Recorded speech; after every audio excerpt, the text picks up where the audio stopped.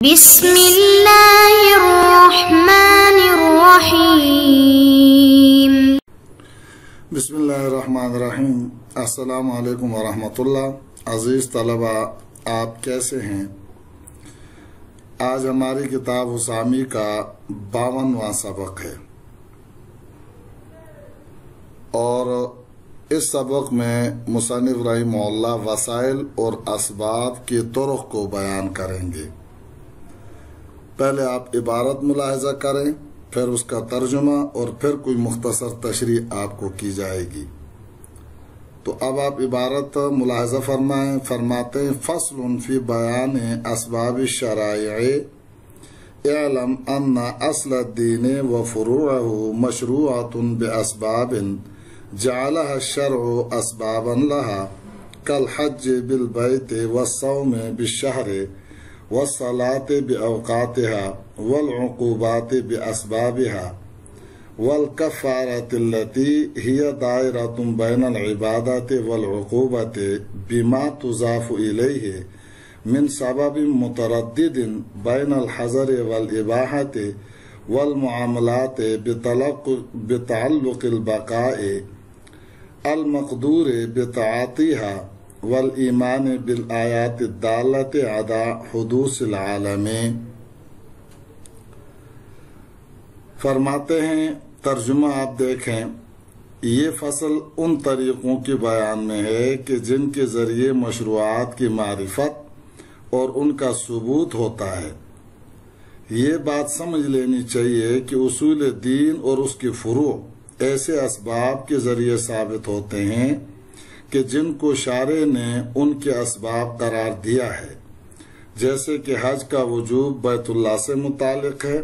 اور صوم کا وجوب شہر رمضان سے متعلق ہے، اور صلاۃ کا وجوب ان کے اوقات سے متعلق ہے، اور حدود کا وجوب ان کے اسباب سے متعلق ہے، اور کفارہ جو کہ عبادت اور عقوبت کے درمیان متردد ہے، اس کفارے کا وجوب اس سبب سے متعلق ہے جس کی طرف وہ کفارہ مضاف ہے،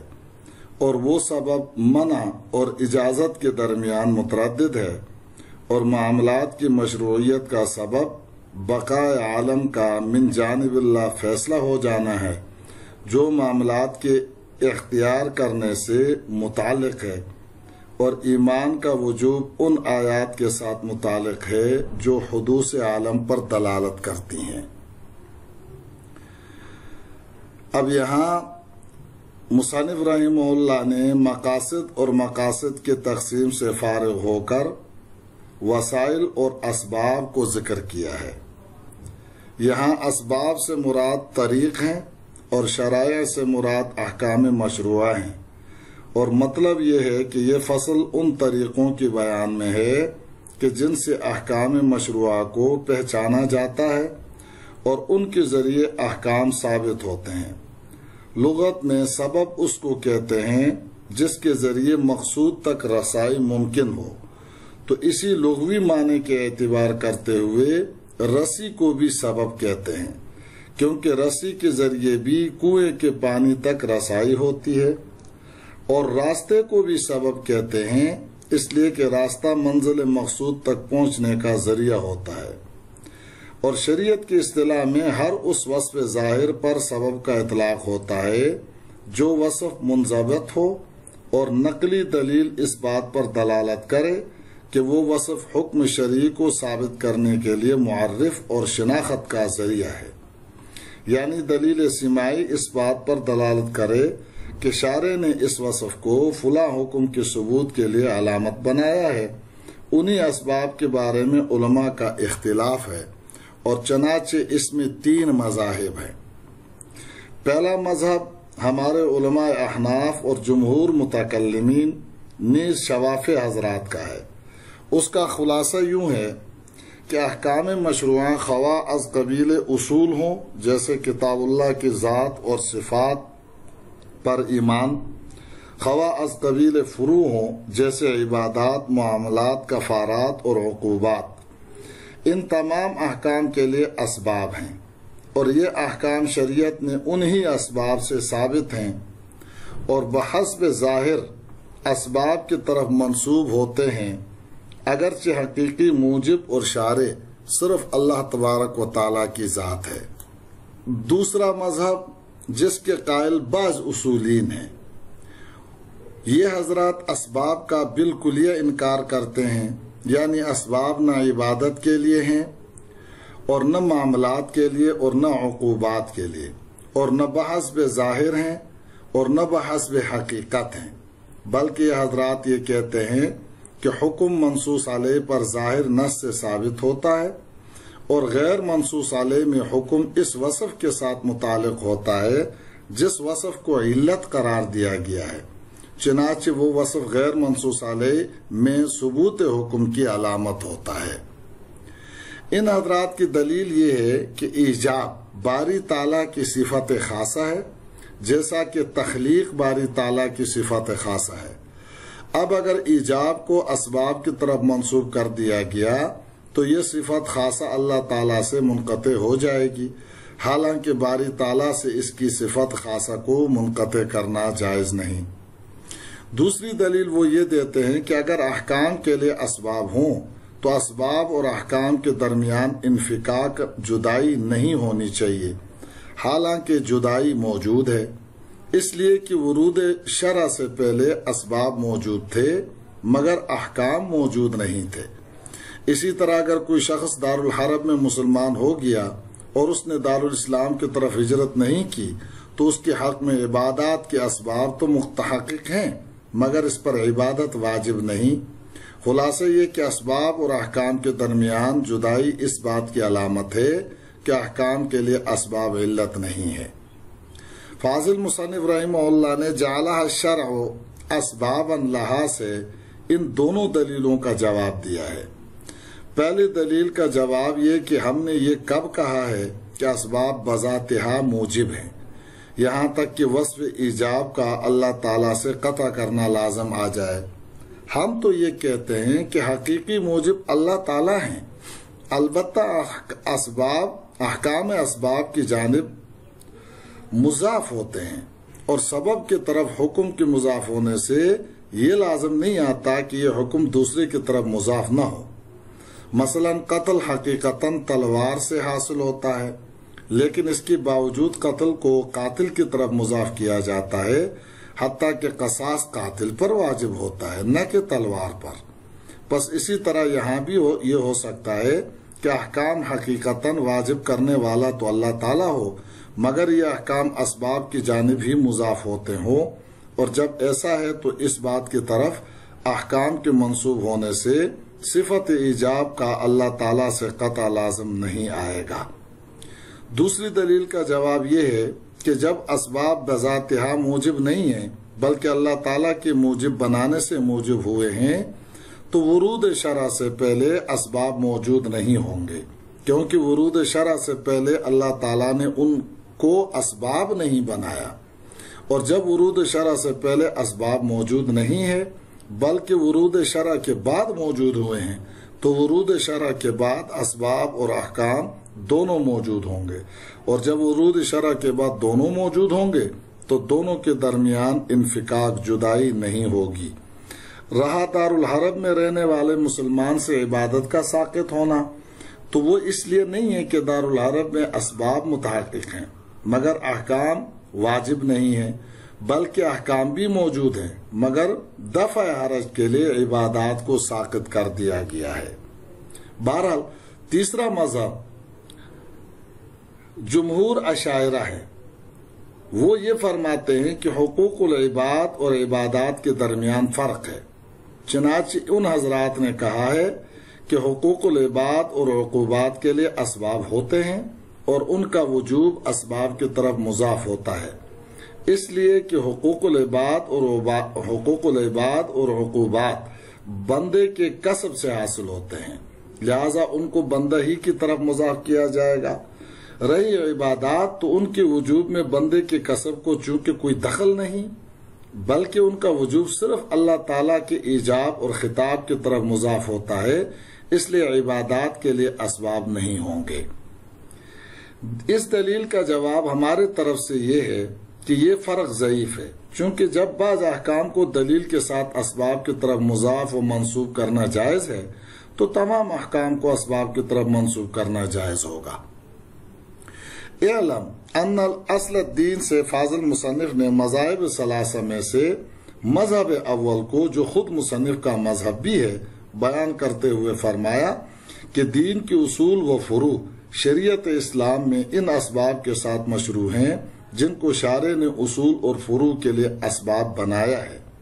اگرچہ حقیقی موجب اور شارع اللہ تعالیٰ ہیں، سبب ظاہری موجب تو ہو سکتا ہے لیکن حقیقی موجب نہیں ہو سکتا۔ بہرحال پہلے مذہب کے مطابق احکام شرع کے اسباب کا ہونا ضروری ہے۔ مثلا حج کا وجوب بیت اللہ کے ساتھ متعلق ہے، اور وجہ اس کی یہ ہے کہ شرع میں حج بیت کے طرف مضاف کیا جاتا ہے، یعنی حج کو بیت کے طرف مضاف کیا جاتا ہے۔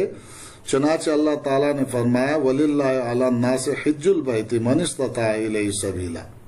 اور یہ بات پہلے گزر چکی ہے کہ اضافت سببیت کی دلیل ہوتی ہے، لہذا بیت اللہ وجوب حج کا سبب ہوگا، اور سبب چونکہ ایک ہے یعنی بیت، اس لیے حج کے وجوب میں تکرار نہیں ہوگی بلکہ عمر میں صرف ایک مرتبہ حج فرض ہوگا، اس لیے کہ سبب کے تکرار سے مسبب میں تکرار ہوتی ہے، اور حج کا وقت تو وہ جواز ادا کے لیے شرط ہے، نہ کہ سبب کے لیے۔ نمبر 2، روزے کا وجوب شہر رمضان سے متعلق ہے، لہذا شہر رمضان ہی روزے کی وجوب کا سبب ظاہری ہوگا۔ یہی وجہ ہے کہ شہر رمضان کے مقرر ہونے سے روزہ مقرر ہو جاتا ہے۔ البتہ اس بات میں اختلاف ہے کہ راتیں بھی دنوں کی مانند سبب ہیں یا نہیں۔ امام سرخسی رحمہ اللہ دونوں کو سبب مانتے ہیں، اور امام ابو زید اور فخر الاسلام رحمہم اللہ صرف دنوں کی سببیت کے قائل ہیں۔ تیسرے نمبر پر صلاۃ کا وجوب بظاہر اوقات سے متعلق ہے، لہذا اوقات ہی کو وجوب صلاۃ کا سبب قرار دیا جائے گا۔ اس کی تائید اس سے بھی ہوتی ہے کہ صلاۃ کی اضافت وقت کی طرف ہوتی ہے، مثلا کہا جاتا ہے صلاۃ الظہر، صلاۃ العصر، صلاۃ المغرب۔ اس کے علاوہ اوقات کے تکرار سے نماز کا تکرار ہوتا ہے، یہ بھی اس بات کی علامت ہے کہ وقت ہی نماز کا سبب وجوب ہے۔ اور چوتھے نمبر پر حدود کے وجوب کا سبب جنایت ہوتی ہے، اس لیے حدود کی اضافت جنایات کی طرف ہوتی ہے، مثلا کہا جاتا ہے حد السرقہ، حد الزنا،